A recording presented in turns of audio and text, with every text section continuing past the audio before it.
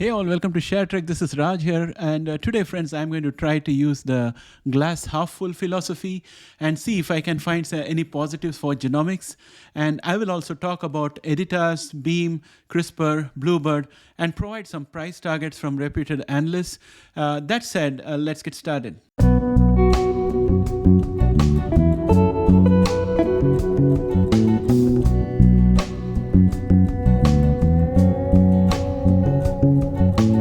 Welcome back, friends. Editas Medicine, a clinical stage genomic editing company, today announced that a scientific abstract detailing safety and efficacy clinical data from phase 1 of 2 Ruby trial of EDT-301 in patients with severe sickle cell disease has been accepted for an oral presentation at the European Hematology Association, or EHA.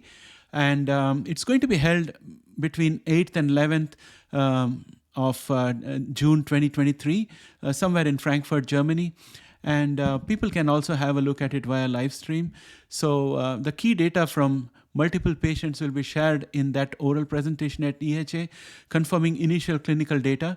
And the data that they're going to present is going to include efficacy data, total hemoglobin count, fetal hemoglobin count, percentage of F cells, mean corpuscular fetal hemoglobin, and vascular-occlusive events that happened during the period of clinical trial and post-infusion with EDIT-301. So that's going to be a whole lot of data, and it's expected that those data will be confirming a positive outcome for EDIT-301, and that will be a positive catalyst for Editas because their BLA is way out, so this could be a positive catalyst for them. And just keep this in mind, because in the end, I'm going to tie them all together with other genomic companies and the economic indicators, and I'll be talking about future prospects. So please just bear that in mind. Safety data, including neutrophil and platelet engraftment, will also be presented there.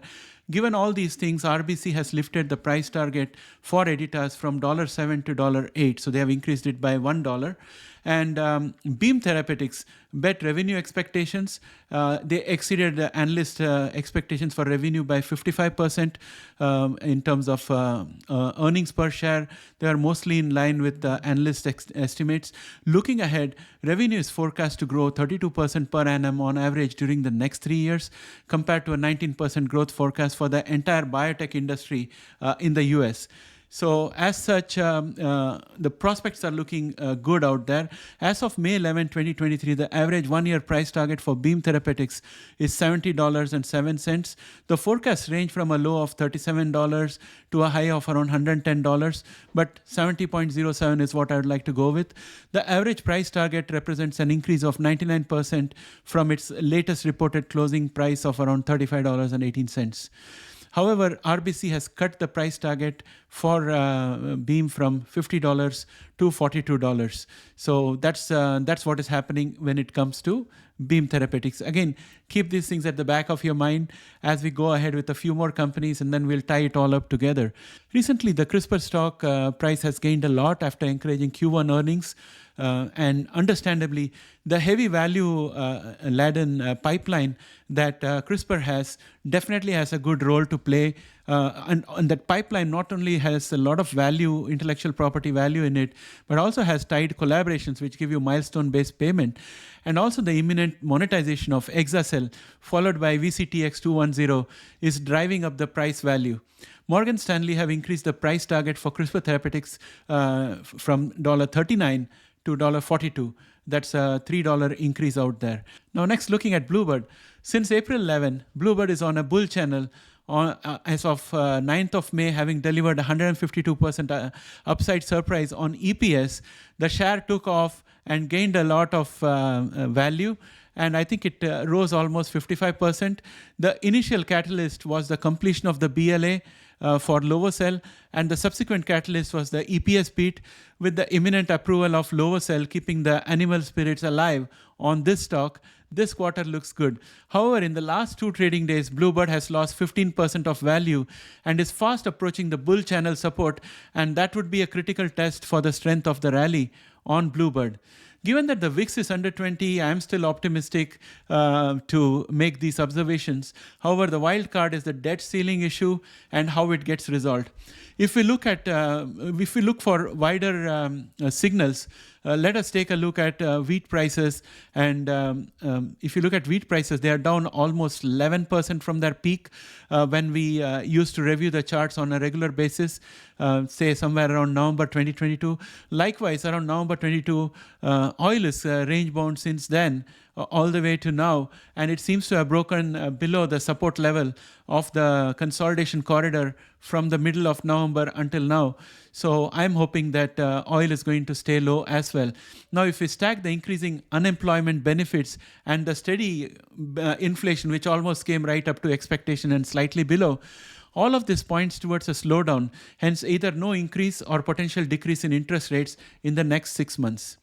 While genomics shares may not rise in a straight line, there may be a few days of fall and a few days of rise, but ultimately we are looking at significant stock price increases for genomic stocks in the next 6 months. That's at least my opinion looking at the whole thing. And before I go off the topic again, of course I'm going to go off the topic, but I'll come back again when I close out this thing. The interesting thing is that in Italy, the price of pasta has gone up. Pasta is made out of durum wheat, and wheat prices have been at a low for quite a while now. So it's really interesting. It seems that there must be some hoarding going on because pasta is a staple, and the government is taking it very seriously out there. So that was my bit of a segue out there.